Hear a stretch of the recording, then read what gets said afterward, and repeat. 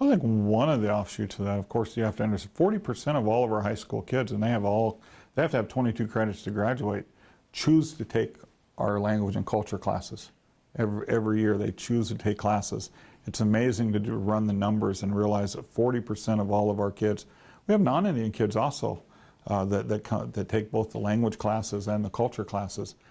They're not forced to be in a class. They choose to be in a class. And what I find interesting is, in a lot of ways, as you teach culture and how to do things in the right way, that emulates in other parts of the school. Now, sometimes we have younger kids that need to be reminded of that kind of thing, but our language and culture teachers, they're out in the hallways, and when they say, hey, quit messing around, kids quit messing around.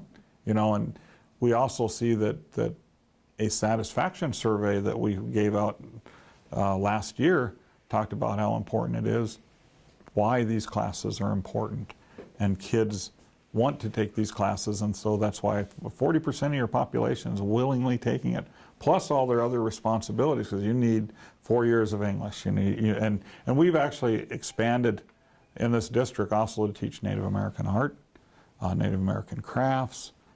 We teach Native American literature, Native American fiction.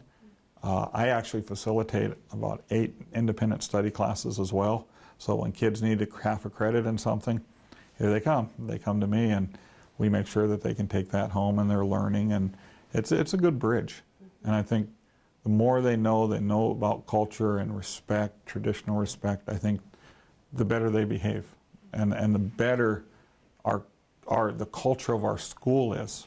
And I think with that has helped immensely because of the actions of our teachers constantly, saying this is the right way to handle yourself. This is, when you talk about different stories that I always read, we read the kids talk about the different, the different stories, and there's different, the coyote stories, There's also known as a spider, Iktomi, Nanubujo, and all those stories that show how not to act.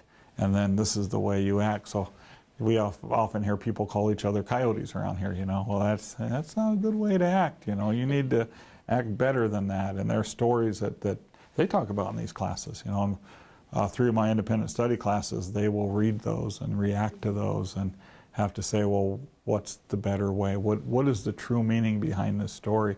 And they get it, it's how not to act, the proper way to act. So long answer for a short question, but it is still, I think it relates to the overall cultural part of it, and it relates to, these kids are also earning credit for graduation. Imagine, Mrs. Fox is teaching a college class to our kids. So history of the 3 affiliated tribes, they're getting 3 college credits that the school district pays for. And so when kids leave this, they have the opportunity to earn credits as well, and that's a big thing too, to have that. And we get a lot of kids that take those classes, and makes it, I just think the whole and everything that we do is the right thing to do, and we continue to move forward and ensuring that we can continue. And so when we offered the Sonish language this year, I know that was a critical person working in my office, Mrs. Laddiser Garrett, who, we're actually pulling her from our business office, working half-time, and so we laid that out so she would teach 3 periods a day. Well, next year, and I say this in the most nicest way possible, I don't want her in my office next year. I actually want her out there teaching elementary, teaching middle school, teaching high school, because the more opportunities we can have to promote the Sonish language and culture, the better it is for our whole environment here. And so that's what I always say, it's a good thing to have all those opportunities.